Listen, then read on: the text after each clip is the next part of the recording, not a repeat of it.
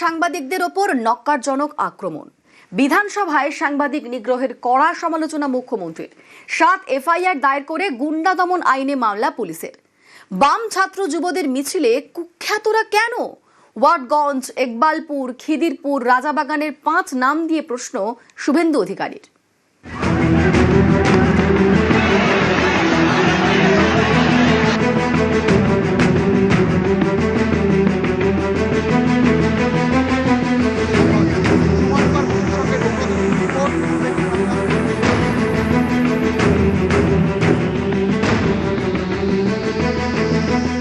Self declare cockroach party তারা বলেছে যে বামফ্রন্টের কিছু ছাত্র সংগঠন তারা এই কর্মসূচিতে ঢুকে পড়ে।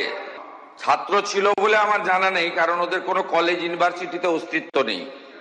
এরা হলো এসএফআই, ডিওয়াইএসএ, এআইডিএসও, এআইএসএ, এআইএসএফ, এআইএসবি, পিএসইউ আর ইত্যাদি ইত্যাদি।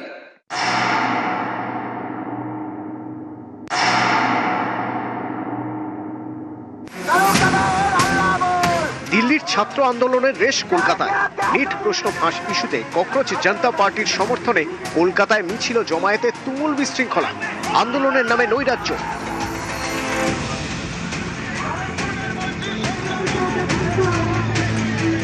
প্রতিবাদের নামে কার্যত জঙ্গিপনা। ধর্মতলায় সাংবাদিকদের উপর ন্যক্কারজনক আক্রমণ। নিউজ 18 বাংলার রিপোর্টার প্রীতি, অমিত, রৌনক টার্গেট। জি24 ঘন্টার প্রতিনিধি পিয়ালি মিত্র, কমল জানাকেও মারধর, হেনস্থা। আক্রান্ত টিভি9 বাংলার প্রতিনিধি দীপঙ্কর দাশগুপ্ত, সুমন মহাপাত্র, মাখন পাত্র। হামলা R+-এর রিক প্রকাশের উপরেও আক্রান্ত এই সময়ের প্রতিনিধি শিলাদিত্য কর। ঘটনার আঁচ এসে পড়ল বিধানসভায়। পেশাগত দায়িত্ব পালন করতে গিয়ে সাংবাদিকদের উপর হামলা তীব্র নিন্দা করলেন মুখ্যমন্ত্রী শুভেন্দু অধিকারী। বিধানসভায় দাঁড়িয়ে তিনি স্পষ্ট ভাষায় জানালেন, ঘটনায় জড়িত কুখ্যাতদের বিরুদ্ধে কঠোরতম ব্যবস্থা নেওয়া হবে। সাংবাদিক বন্ধুদের কাছ থেকে আমরা লিখিত অভিযোগ পেয়েছি। মোট 6টি মামলা রুজু করা হয়েছে। মোট 6 না, 7টি মামলা, এবং এই মামলাগুলিতে গুন্ডা দমন আইন যুক্ত করা হয়েছে। প্রায় 70 জনকে চিহ্নিত করা হয়েছে, যাদের একজনও ছাত্র নয়।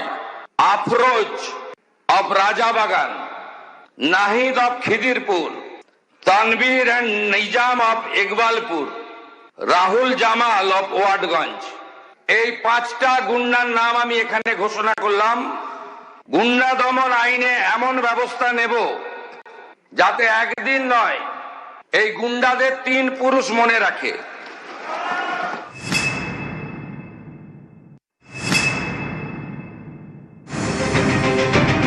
পুলিশের দাবি, জনতাকে উস্কানি দিয়ে শুক্রবার পুরো ডোরিনা ক্রসিং দখল করার ডাক দেয় বিক্ষোভকারীরা। অভিযোগ, বারবার মাইকে প্রচার করে জমায়েতকে বেআইনি ঘোষণা করা হয়। এলাকা খালি করতে বলা হলেও তা কানে তোলেননি বিক্ষোভকারীরা, বরং পাল্টা পুলিশকে লক্ষ্য করে বোতল, জুতো, লাঠি ও পাথর ছুড়তে শুরু করেন তারা। হেনস্থা করা হয় কর্মরত সাংবাদিকদেরও। আন্দোলনের নামে সাংবাদিক নিগ্রহে 7 এফআইআর, শতপ্রণোদিত মামলা রুজু করে পুলিশ। রাতেই আক্রান্ত সাংবাদিকদের বয়ান রেকর্ড, একাধিক ফুটেজও সংগ্রহ করেছে পুলিশ।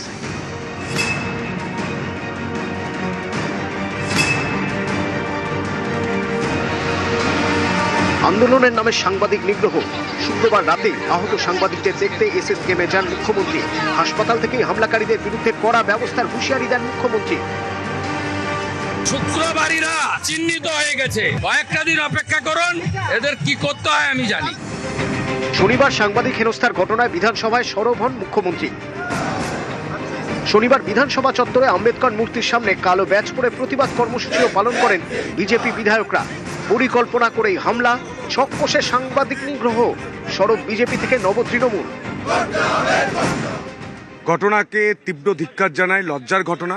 ব্যবস্থা হবে একদম, ঘর নয় শ্রীঘর হবে। গুন্ডা দমন আইন এনে প্রত্যেকের ব্যবস্থা হবে। বিদেশি ফান্ডিং, বিদেশি চক্রান্ত এবং কারা কারা যুক্ত সেই নামগুলো দেখলেই তো বোঝা যায়।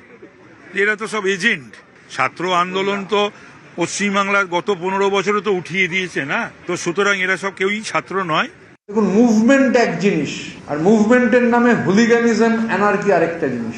টার্গেট করে সংবাদ মাধ্যমকে মারা হয়েছে, এবং যারা গেছিল তারা শুধু মারতে যায়নি, তারা লুট করতেও গেছিল। আন্দোলনের নামে এক ধরনের অ্যানার্কি প্রতিষ্ঠা করার চেষ্টা হচ্ছে।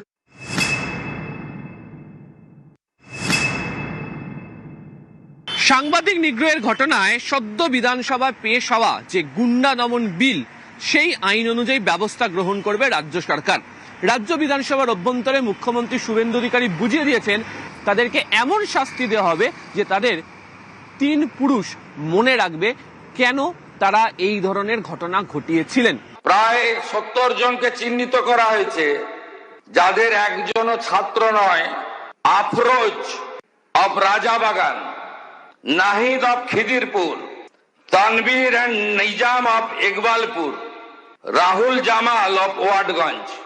এই 5টা গুন্ডার নাম আমি এখানে ঘোষণা করলাম। গুন্ডা দমন আইনে এমন ব্যবস্থা নেব যাতে একদিন নয়, এই গুন্ডাদের 3 পুরুষ মনে রাখে। নিউজ 18 বাংলা।